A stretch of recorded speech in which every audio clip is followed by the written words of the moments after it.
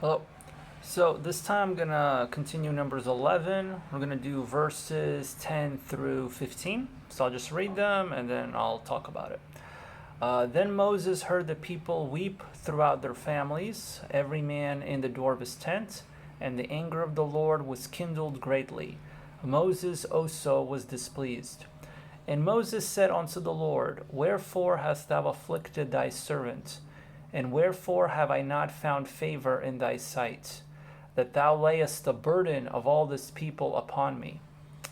Should I have I conceived all this people? Have I begotten them, that thou shouldest say unto me, Carry them in thy bosom, as a nursing father beareth the sucking child, unto the land which thou swarest unto their fathers? Whence should I have flesh to give unto all this people? For they weep unto me, saying, Give us flesh, that we may eat. I am not able to bear all this people alone, because it is too heavy for me. And if thou deal thus with me, kill me, I pray thee, out of hand, if I have found favor in thy sight, and let me not see my wretchedness. So I think this is a very important passage, very serious here. So just to give you some context, the Israelites are complaining. They're getting the manna, and they're not very happy. They're always complaining. They're saying, "Oh yeah, we want to go back to Egypt." So even when God gives them food, gives them manna, like they still find something to complain about, because they're sick of the manna, and they're complaining and whining, and God's mad. God's anger is getting kindled now. And Moses fed up with it too. He's like, I'm tired of dealing with these people. They're complaining, they're whining. Like I'm like, are these my kids? Are these people even my responsibility? Like, I hate this job. Basically, Moses says like he's just tired, murmuring, complaining. So, and he's at the point where he's like, God, just kill me. I'm done. I'm fed up with this situation. So that is the context.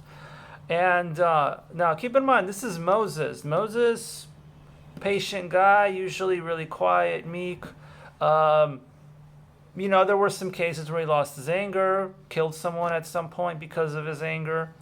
Generally, pretty patient, pretty meek guy, though. Well, here, once again, losing his patience.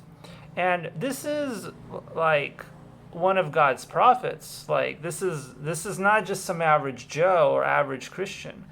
This is like peak Christian here, like this is one of the main characters of the Bible, not some NPC. And he's complaining, and he's whining and murmuring. And you can actually see parallel stories in the Bible like this. Jonah was in this situation. He's like, kill me. Elijah was in this situation. He's like, he gets his life, he like just something goes wrong. All of a sudden, he's depressed. He's like, God, just kill me. I'm done. So even God's best men, his best prophets, his best leaders, still have moments of weakness. They still fall. You can see it all throughout the Bible. The Bible does not hide the sins of the saints. It shows human nature the way it is. It doesn't try to elevate them, try to make them super holy. It's not like, the Quran trying to make like, Prophet Muhammad to be like amazing, or they call him a prophet, but like, and that he's sinless and he's, he never does anything wrong. Like, no, the Bible doesn't do anything, doesn't give that kind of treatment to anybody. Only Jesus Christ is, sinless. In the Bible, even the best, their sins are shown. They're not hidden. God reveals all of that. So he shows no one's perfect. But the important thing is that they repent. God's best, the ones that are close to him. It's not that they don't fall, and sometimes they fall severely. Some of them fall in ways you will probably never fall. Like, the severity of some of their sins are very serious, that a lot of Christians don't even commit those kinds of things during their lifetime. But the severity of those sins, like regardless of the severity of the sins, the important thing is that God's best, the holiest, the ones that are closest to the Lord, they repent.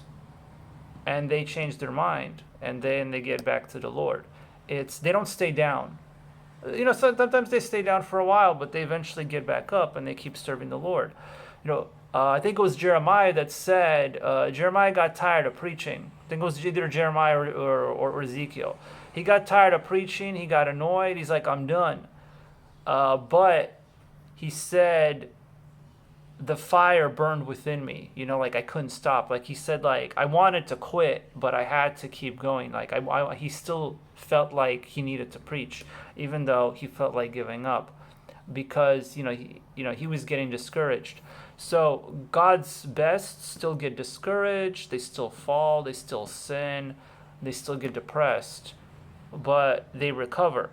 They recover. It's not that they're not sinless, they recover. And so so I think this goes for anybody, especially if you're in ministry. It's important that you understand this, that you don't get discouraged when things don't go your way. Maybe you don't see the fruits of your labor right away. And that's important. I preach this to everyone, especially including myself, because it is easy to get discouraged when you don't see the fruits of your labor. But if you know the Lord's in it, you keep working. So that goes as far as all the work you do for the Lord. It includes your personal life, in your sin. If you fall, you just get back up.